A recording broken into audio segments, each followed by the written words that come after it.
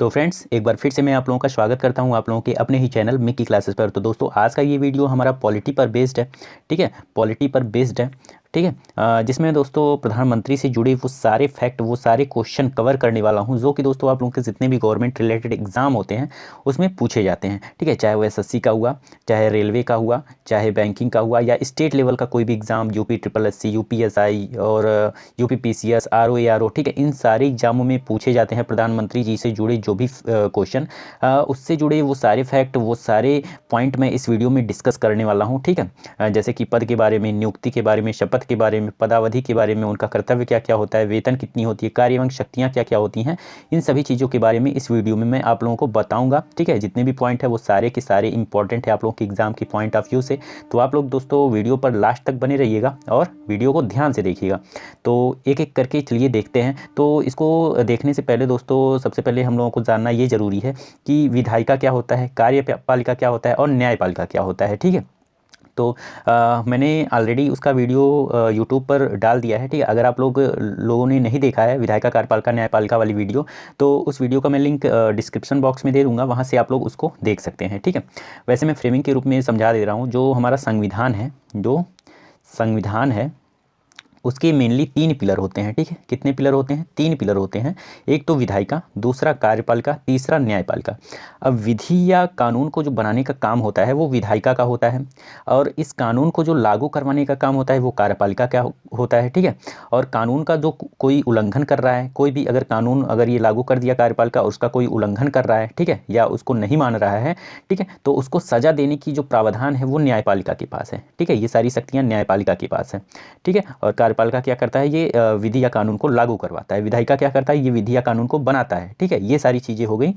और यहाँ पर जो विधायिका के द्वारा जो कानून बनता है, ठीक है, वो 2 स्तर पर बनता है। संघ लेवल पे अलग बनता है कानून, और राज्य लेवल पे अलग बनता है कानून। ठीक है, संघ लेवल पे अलग बनता है और राज्य लेवल पे अलग बनता है। संघ में कौन सा कानून बनाता है? तो संघ में बनाता है संसद। कौन बनाता है? संसद जो है वो कानून को बनाता है। संसद के अंतर्गत कौन कौन से आते हैं? तो लोकसभा आता है और राज्यसभा आता है। ठीक है, कौन कौन? लोकसभा और राज्यसभा संसद के अंतर्गत आता है, जिसमें कानून बनता है। ठीक है, और राज्य में कौन कानून बनाता है? तो विधानमंडल। कौन बनाता है? विधान मंडल में कानून बनती है। ठीक है, अब विधान मंडल में भी कानून किसके किसके द्वारा बनता है? तो विधान सभा के द्वारा, विधान सभा के द्वारा और विधान परिषद के द्वारा। ठीक है, विधान परिषद के द्वारा। और ये जो विधानसभा है, ठीक है, ये सभी स्टेटों में विधानसभा है। विधान परिषद किसी किसी स्टेट में है। ठीक है, अगर स्टेट चाहे इसको रख सकता है, कोई भी स्टेट अगर चाहे विधान परिषद को रख सकता है, ना चाहे तो इसको नहीं रख सकता है। ठीक है, तो विधानसभा जो है सभी स्टेटों में है और विधान परिषद किसी किसी स्टेट में है। ठीक है, तो ये सारी चीज़ें मैंने बताया था विधायिका, कार्यपालिका और न्यायपालिका वाली वीडियो में। ये भी मैंने बताया था जो लोकसभा होता है वो निम्न सदन होता है, राज्यसभा जो होता है वो उच्च सदन होता है। ठीक है, लोकसभा को भंग किया जा सकता है और राज्यसभा को भंग नहीं किया जा सकता है। जो राज्यसभा है वो एक अस्थाई सदन होता है। ठीक है, और संसद के बारे में दोस्तों जो आर्टिकल है 79, उसमें संसद के बारे में कहा गया है। और एक मिनट, जो ये लोकसभा है उसको आर्टिकल 80 में कहा गया है कि हमारे संविधान में एक लोकसभा होगा, ऐसा 80 में कहा गया है। और 81 में क्या कहा गया है? राज्यसभा के बारे में। ठीक है, ये सारी चीज़ें मैंने बताया था आप लोगों को। एक चीज़ और बताया था, जो लोकसभा और राज्यसभा के जो मेंबर होते हैं, ठीक है, उसको सांसद कहते हैं, मेंबर ऑफ पार्लियामेंट कहते हैं। ठीक है, और जो ये विधानसभा और विधान परिषद के जो मेंबर होते हैं, विधानसभा के मेंबर को बोलते हैं एमएलए, और जो विधान परिषद के मेंबर होते हैं उसको बोलते हैं एमएलसी। ठीक है, एमएलए और एमएलसी बोला जाता है। विधानसभा के मेंबर को एमएलए और विधान परिषद के मेंबर को एमएलसी बोला जाता है। ये सारी चीज़ें मैंने बताई थी। और कार्यपालिका के बारे में जो मैंने बताया था, जो कार्यपालिका का हेड होता है वो कौन होता है? राष्ट्रपति। कौन होता है? राष्ट्रपति ये हेड होता है, लेकिन ये केवल नाम मात्र का हेड होता है। हमारी कार्यपालिका का जो वास्तविक हेड होता है वो प्रधानमंत्री होता है। कौन होता है? प्रधानमंत्री, क्योंकि इनडायरेक्टली वे से सारे काम जो राष्ट्रपति के होते हैं वो प्रधानमंत्री जी के द्वारा ही किया जाता है, और इनके मंत्री परिषद के द्वारा किया जाता है। किसके द्वारा? प्रधानमंत्री और इनके मंत्री परिषद के द्वारा किया जाता है। राष्ट्रपति के अनेकों काम, जितने भी काम होते हैं इनडायरेक्टली वे से यही करते हैं। ठीक है, तो इसलिए ये कार्यपालिका के जो हैं राष्ट्रपति नाम मात्र के हेड हैं, और जो वास्तविक हेड हैं वो प्रधानमंत्री जी माने जाते हैं। ठीक है, अब चलिए जानते हैं एक एक चीज़ करके। ठीक है, तो सबसे पहले हम लोग बात करेंगे पद के बारे में। ठीक है, जो प्रधानमंत्री जी का पद है उसके बारे में हम लोग सबसे पहले बात करेंगे। तो हमारे संविधान में एक आर्टिकल है, आर्टिकल 74, ठीक है। आर्टिकल 74 में क्या कहा गया है कि राष्ट्रपति को उनके कार्यों के संपादन व सलाह देने हेतु, ठीक है, जो राष्ट्रपति हैं, राष्ट्रपति जी हैं, ठीक है, इनके जो कार्य हैं उसके संपादन व सलाह देने हेतु एक मंत्री परिषद होगा, मंत्री परिषद होगा, जिसका हेड कौन होगा? प्रधानमंत्री। कौन होगा? प्रधानमंत्री इस मंत्री परिषद का हेड होगा। मतलब कि राष्ट्रपति को उनके कार्यों के संपादन व सलाह हेतु एक मंत्री परिषद होगा, जिसका हेड जो है वो प्रधानमंत्री होगा। ऐसा जो किस आर्टिकल में कहा गया है? 74 में, आर्टिकल 74 में ये चीज़ कहा गया है, ठीक है। तो ये तो बात हो गई दोस्तों पद के बारे में, कि आर्टिकल 74 में ये कहा गया है कि राष्ट्रपति को उनके कार्यों के संपादन या सलाह हेतु एक मंत्री परिषद होगा, जिसका हेड जो है वो प्रधानमंत्री होगा, ठीक है। तो चलिए देखते हैं नेक्स्ट। तो यहाँ पर नियुक्ति के बारे में अब जानेंगे। जो नियुक्ति है प्रधानमंत्री की वो किसके द्वारा की जाती है? तो हमारे संविधान में एक आर्टिकल है 75। कौन सा आर्टिकल? 75। तो 75 में क्या कहा गया है?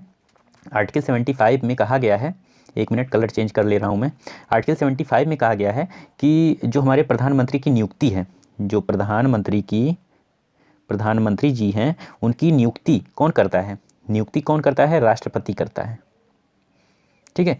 और प्रधानमंत्री के साथ साथ जितने भी मंत्रीगण होते हैं उनकी नियुक्ति प्रधानमंत्री की सलाह पर राष्ट्रपति ही करते हैं, ठीक है। ऐसा दोस्तों आर्टिकल 75 में कहा गया है, ठीक है, इनकी नियुक्ति के बारे में। अब हम लोग जान लेते हैं नियुक्ति क्या होता है और निर्वाचन।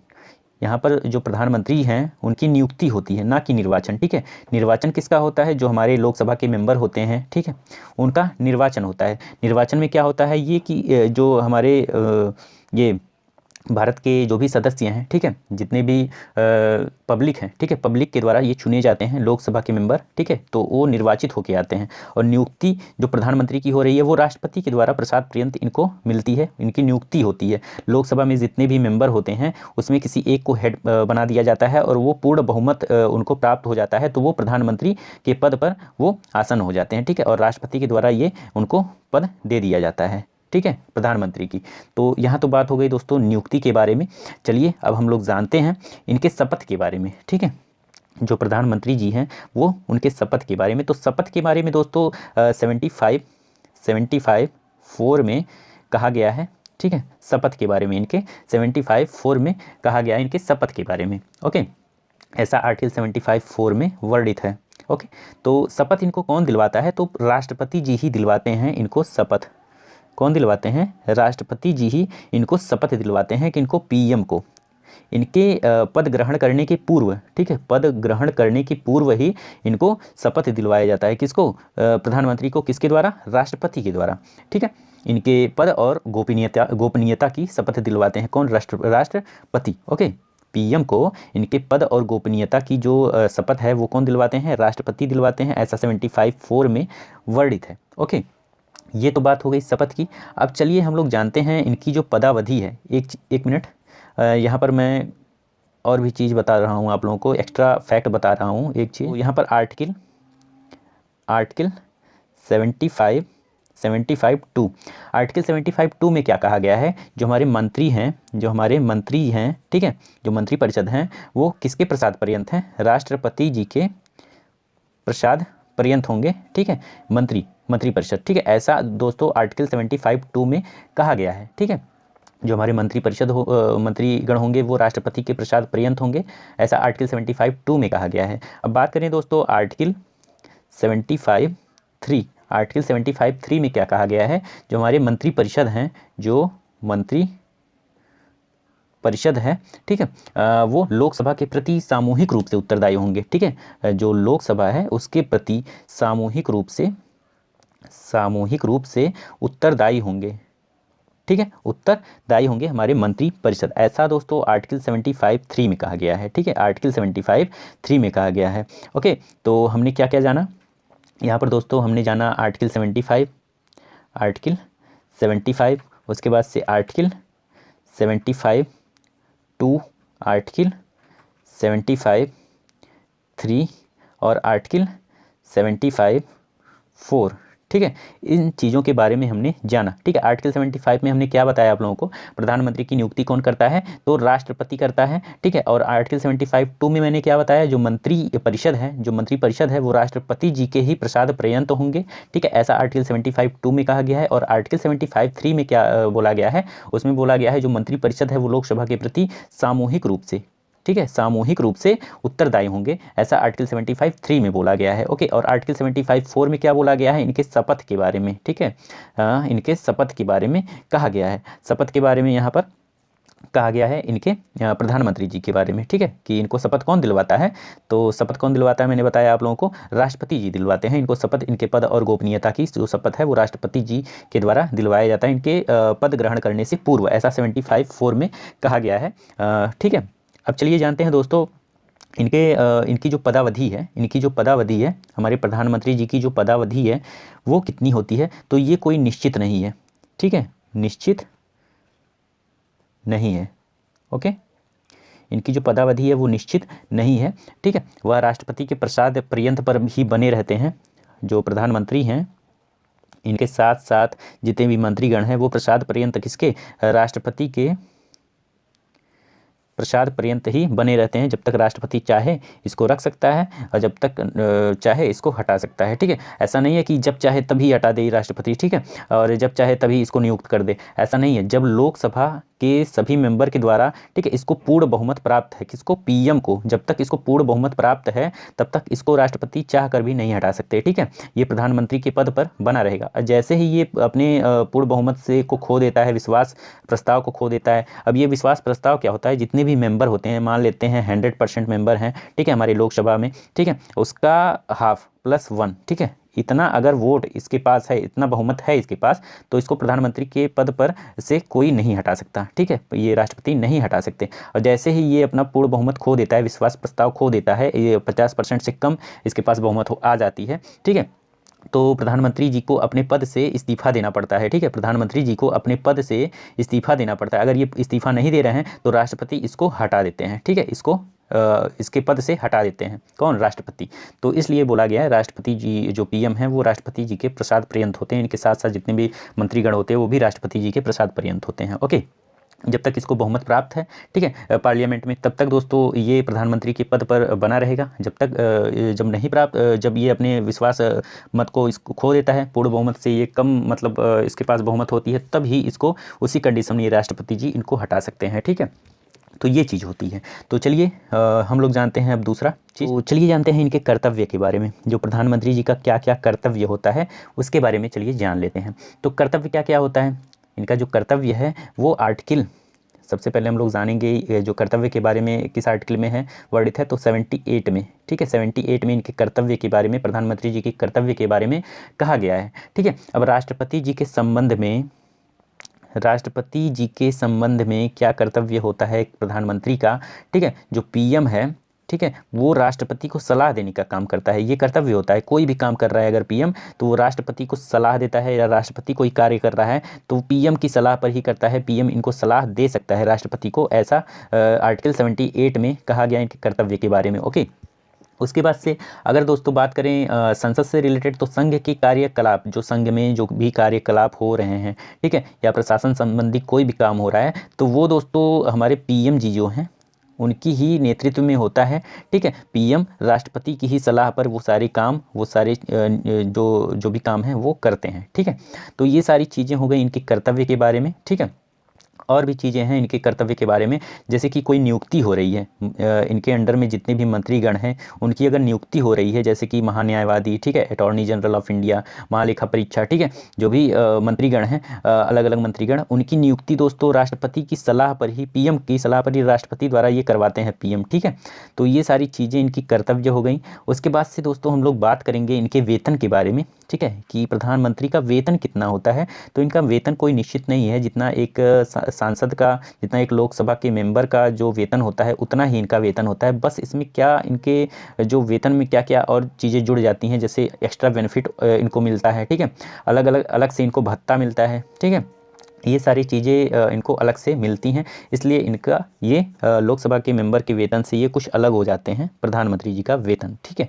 तो बस कोई ज़्यादा खास नहीं, बस इतना ही आप लोग जानिए, ठीक है, कि इनको अलग से वेतन में जो है इनको भत्ते मिलते हैं, इनको एक्स्ट्रा बेनिफिट मिलते हैं, ठीक है, इनके वेतन में। ओके, अब चलिए जानते हैं दोस्तों इनकी कार्य एवं शक्तियों के बारे में। इनकी कार्य एवं शक्तियों के बारे में जानते हैं कि प्रधानमंत्री जी की जो कार्य हैं और शक्तियाँ हैं वो कौन कौन सी हैं। एक चीज़ मैं बता दूँ दोस्तों यहाँ पर कि जो हमारे प्रधानमंत्री जी हैं, ठीक है, इनका जो पद है, जैसे प्रधानमंत्री जी का पद है, उसको ग्रहण करने के लिए इनका जो एज है, ठीक है, इनका जो एज है वो 25 साल मिनिमम होना चाहिए। ठीक है, ये हमारे भारत के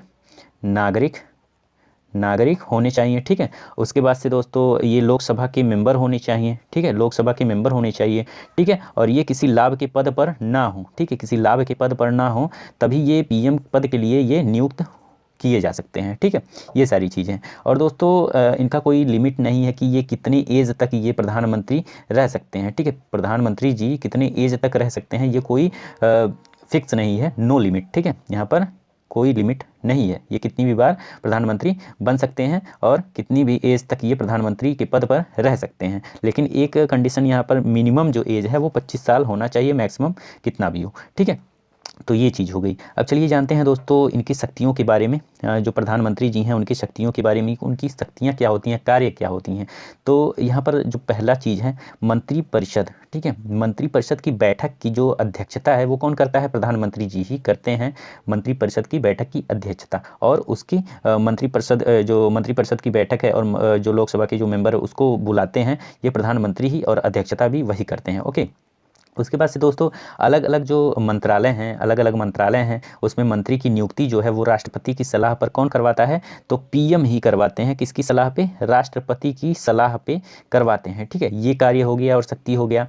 उसके बाद से बात करें अगर दोस्तों जो अलग अलग योजनाएं चल रही हैं, ठीक है, कार्य हुआ, विकास संबंधी कोई भी कार्य हो रहे हैं, ठीक है, वो उन सभी के बारे में राष्ट्रपति को सूचित करते हैं। ठीक है, राष्ट्रपति को सूचित करते हैं, किसको, राष्ट्रपति को। कौन करता है, पीएम करते हैं, प्रधानमंत्री जी करते हैं। ठीक है, तो ये सारे कार्य एवं शक्तियाँ हो गई। उसके बाद से अगर बात करें दोस्तों यहाँ पर संसद के संबंध में, तो लोकसभा के प्रति ये उत्तरदायी होते हैं। किसके प्रति, लोकसभा के प्रति जो हैं ये उत्तरदायी होते हैं। ठीक है, ये चीज़ें हो गई कार्य एवं शक्तियाँ। ठीक है, अब एक्स्ट्रा फैक्ट हम आप लोगों को बताते हैं जिससे रिलेटेड क्वेश्चन आप लोगों के एग्जाम में पूछे जाते हैं। ठीक है, चलिए उसके बारे में जान लेते हैं। तो एग्जाम में पूछा जाता है एक क्वेश्चन ये कि सबसे बड़ा कार्यकाल जो हमारे भारत के प्रधानमंत्री का, ऐसे कौन से प्रधानमंत्री रहे जिनका सबसे बड़ा कार्यकाल रहा, तो वो हैं जवाहरलाल नेहरू। कौन, जवाहरलाल नेहरू। ठीक है, इनका जो है प्रधानमंत्री के पद पे सबसे बड़ा कार्यकाल रहा। कितने दिन का, तो 12 साल और 9 महीने। ठीक है, और 12 दिन। ठीक है, इतने दिन तक दोस्तों ये प्रधानमंत्री के पद पर थे, 12 साल 9 महीने और 12 दिन। ठीक है, इतने दिन तक ये अपने प्रधानमंत्री पद पे, सॉरी ये 16 साल है। ठीक है, 16 साल तक ये रहे थे, 16 साल 9 महीने और 12 दिन तक। ओके, उसके बाद से अगर बात करें दोस्तों प्रथम महिला प्रधानमंत्री, प्रथम महिला प्रधानमंत्री कौन थी, तो वो थी दोस्तों इंदिरा गांधी। कौन, श्रीमती इंदिरा गांधी। ठीक है, ये सर्वप्रथम महिला प्रधानमंत्री रहीं। उसके बाद से बात करें दोस्तों, अगर यहाँ पर बात करें, एक मिनट, यहाँ पर अगर बात करें दोस्तों ऐसे कौन से प्रधानमंत्री थे जिनके पदावधि के दौरान ही मृत्यु हो गई थी। ठीक है, पदावधि के दौरान मृत्यु। ठीक है, ऐसे 3 प्रधानमंत्री थे, 3 प्रधानमंत्री जिनकी पदावधि के दौरान मृत्यु हो गई थी। वो कौन कौन है, जवाहरलाल नेहरू। उसके बाद से दोस्तों लाल बहादुर